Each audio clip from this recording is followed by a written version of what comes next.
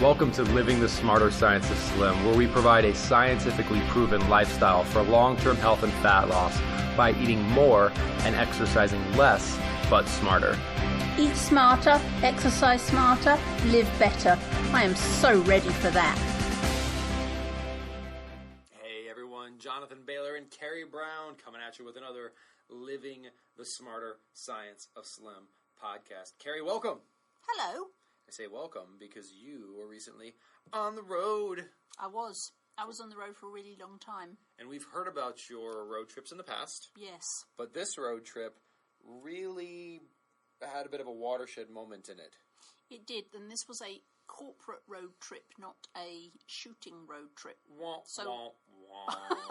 So I was not really... Shooting with photography, not guns. Right. Okay. Right. I was not nearly as in control over the food that was available. It was when I go on a road trip, when I go on a shooting road trip, then it's all, I orchestrate it myself. But of course, when you go to events and conferences and stuff like that, food generally tends to be part of the package.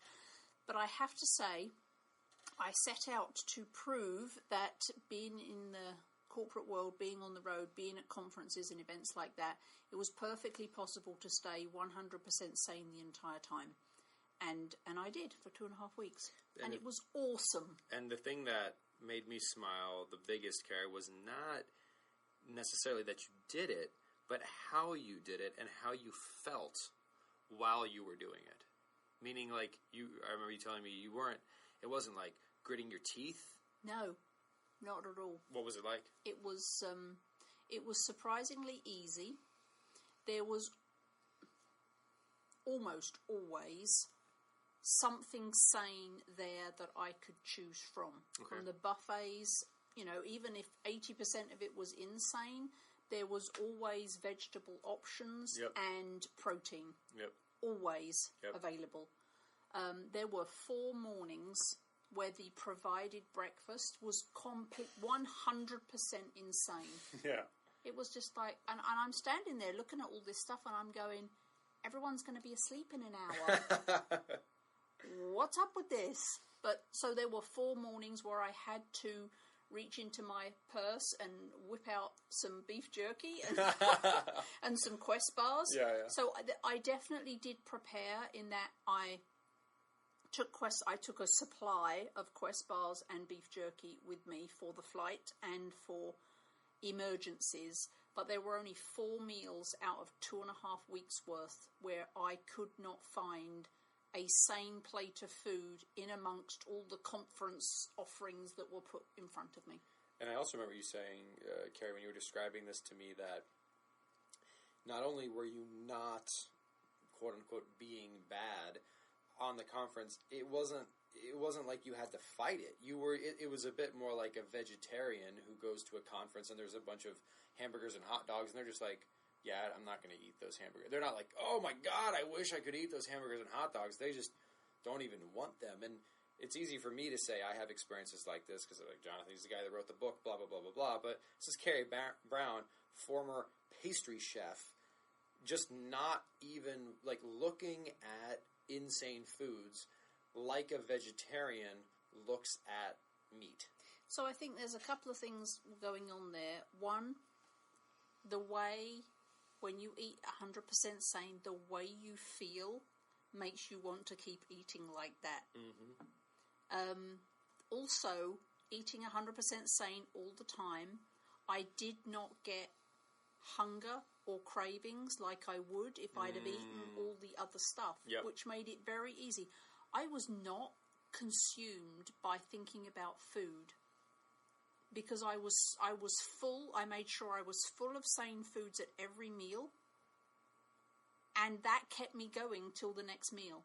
I wasn't snacking. I didn't need it. I didn't want it. It was easy to, when they rolled out the afternoon snacks and 95% of it was insane. One, I pretty much didn't ever need a snack because I'd eaten so well and so sanely at lunchtime. But also, I just picked out the nuts or, I think that was typically the only sane option. Or sometimes some afternoons they had the veggie sticks and hummus. So, But it was surprisingly easy. But the more you did it, the more I wanted to do it because I felt so good. Yep. And I wasn't hungry. And it was just, it kept me going. It was awesome. I get so excited when I hear you say this, Carrie, because we talk about how what if we could make our body work like a naturally thin person's body? We talk about how we can do that. That's really why we focus on food quality and exercise quality so much, because we can actually change the way our body works, and having a body that pursues slimness instead of a body that pursues being over fat. And similarly, what you're describing is as transformational for the mind as what I just described is for the body. And this is possible, folks. Like, anyone who listens to the guest podcast knows that I frequently have vegan or vegetarian guests on the podcast. Neither Carrie nor I are vegan or vegetarian. Of course, you can be a vegan and vegetarian and be sane. It's not what we do personally. But the reason I have so much respect for vegans and vegetarians is, well, one, they live that way in a society which does not facilitate it or make it easy, right? So and they're very conscious about what they eat. Being conscious about what you eat is great. We should all be conscious about what we eat. But the thing that is amazing to me about vegetarians and even people that practice dietary restrictions for religious reasons is how, like, it's not hard for them. Like, right. For the idea for me to not eat animal products seems like that would be horrible. Like, that just seems terrible. For me to give up animal products that makes me feel like I bet a lot of people feel when they think about giving up starches and sweets.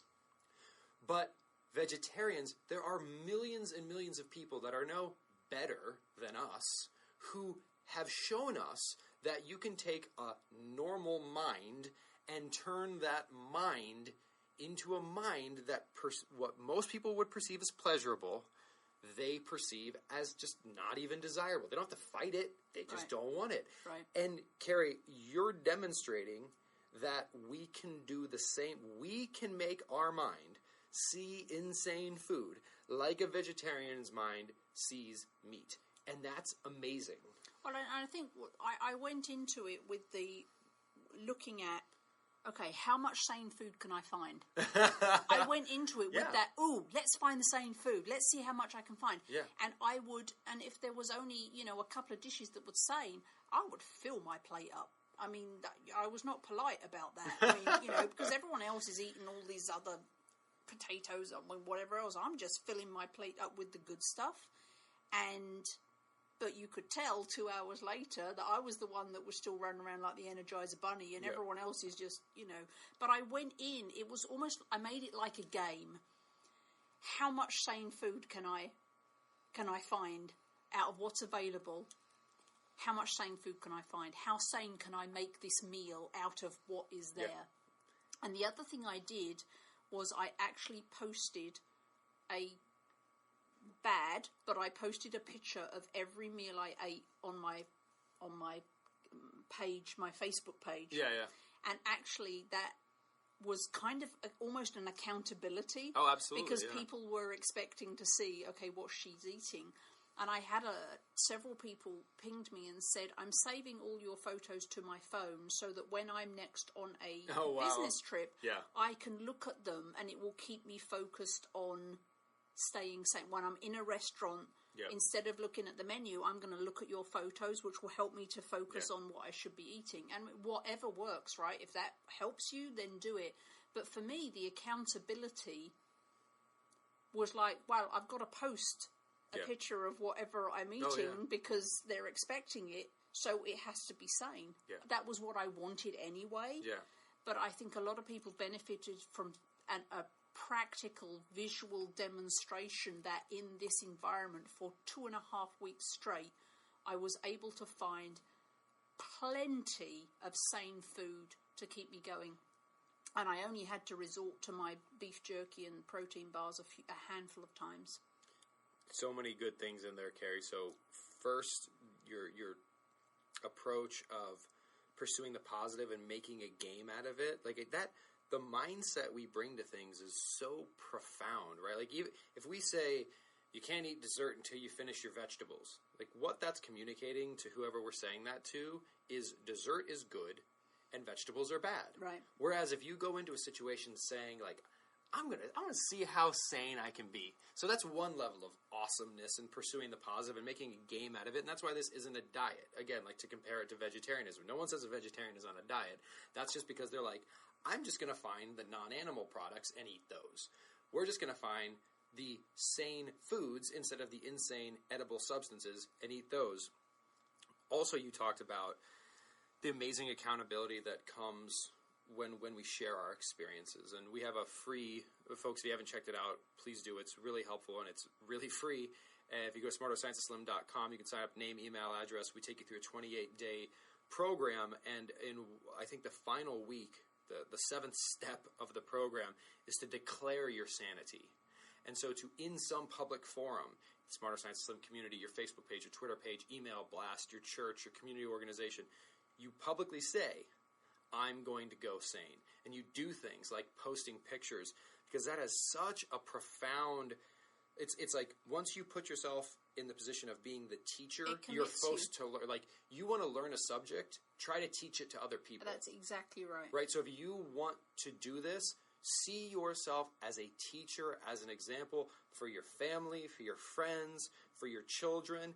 Do not, yet another reason, if the scale is your motivation, it ain't going to work. If your motivation is to be an example for other people and you use the brilliance of, like Carrie saying, social media, use your phone, even if you're not perfect, it doesn't matter. Don't try to go it alone. Declare your sanity, and then you can do things like Carrie Brown does, and you can not only transform your body, but you can transform your mind, and that gets me pumped up.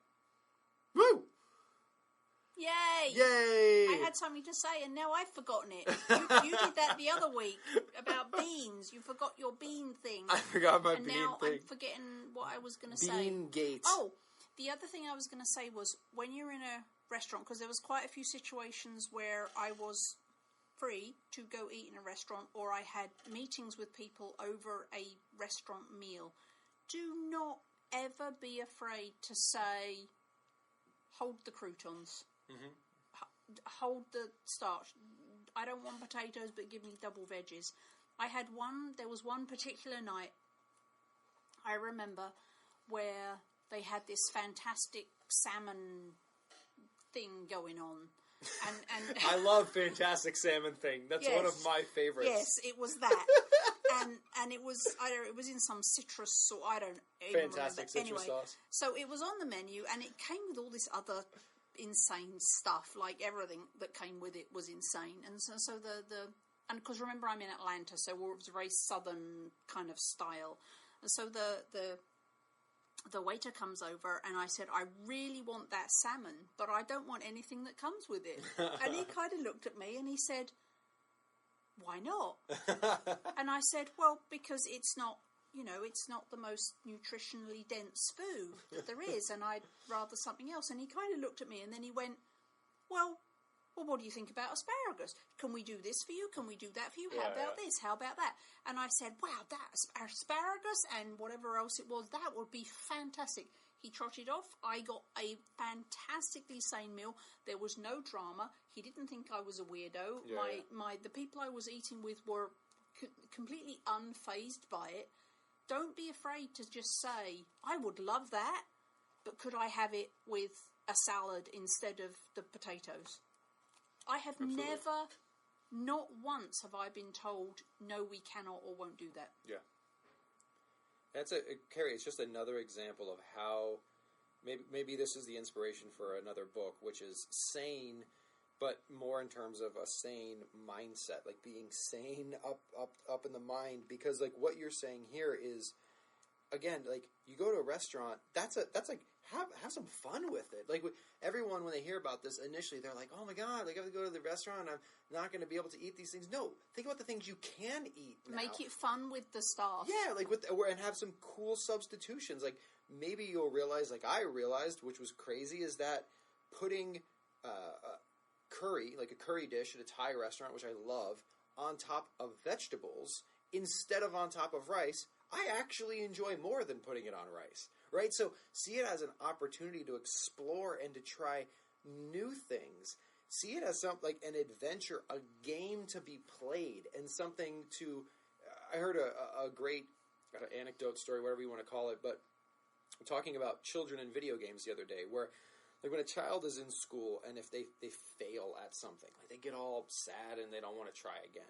When kids play video games, all they do is fail, right? Like a video game is basically like you try something, you fail, but then you want to try it again. Right. So the act of failing is not intrinsically demotivating. Right. If it's packaged correctly and if you approach the process correctly. So if you see sanity as an adventure and a progression and just a lens at which you look through the world and you're constantly trying to just live a saner life, it's really important. And I don't want to get too far off the ranch here, Carrie, but people always ask me, they say, Jonathan, and this, Carrie, you inspired me when you said I didn't cheat at all on my trip and you didn't want to. Don't you ever just want to eat a freaking cupcake or like a Big Mac and some fries? Don't you want to do that? I hope this doesn't make me sound crazy, but that's a bit like someone saying to me, Jonathan, wouldn't you just like to cheat on your wife? Like, it would be so awesome to just have like casual relations with another person, wouldn't it? Like, it's fun. It would make you feel good, but it wouldn't make me feel good. Right. Right? Like, and that's, I don't want to get too far off the ranch, right? But like the reason sometimes we eat is for an emotional satisfaction. There's other things people do for emotional satisfaction, right? And when you find that which is right for you, when you find yourself in a healthy relationship with another person, the idea of, it's not like you have to struggle to not cheat on it. I think a sane, healthy relationship with food, when you find that, you ain't going to find it overnight. It may take a while. But the struggle does go away. Oh my God. And it's amazing. I mean, like literally, imagine never, the idea of cheating, just like it goes away completely in other areas of life, when you're completely satisfied, can also go away with food when you are completely satisfied. And that's awesome, I think. However, caveat girl, I Caveat. always am poking my nose in.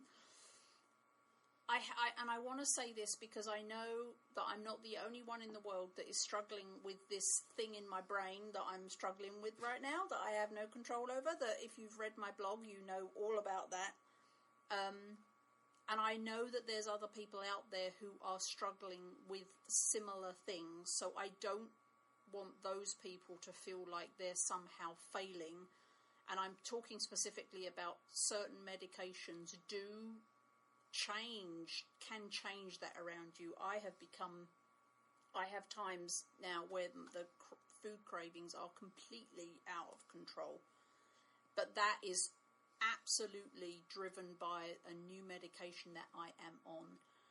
Don't get upset or bent out of shape if you're one of those people whose cravings are being driven by something that you can't control. Just, don't let that knock you off the track. And also, and please also don't hear what I'm saying as I don't have food cravings anymore. Just like people who are in solid relationships would continue to do things that people do when they're single. They just do it with one person instead of many different people. I have food. I've been under immense stress with the new book coming out, with a bunch of other things going on. I got to tell you, I've been eating hella emotional, bunch of emotional eating.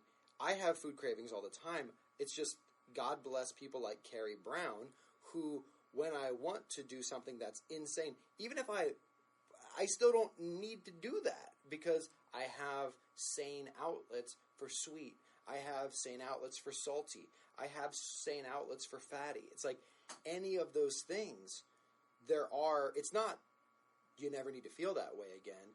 It's, isn't it amazing that you can now get that satisfaction while not harming yourself simultaneously, right? Yep. So, exciting stuff. So kudos to you, Carrie Brown, for inspiring us to have transformed our minds along with transforming our bodies. Make it fun. If you're out on the road, make it fun. Make it a game. Talk to the staff. make it a competition for them to see how sane a meal they can come up with for you.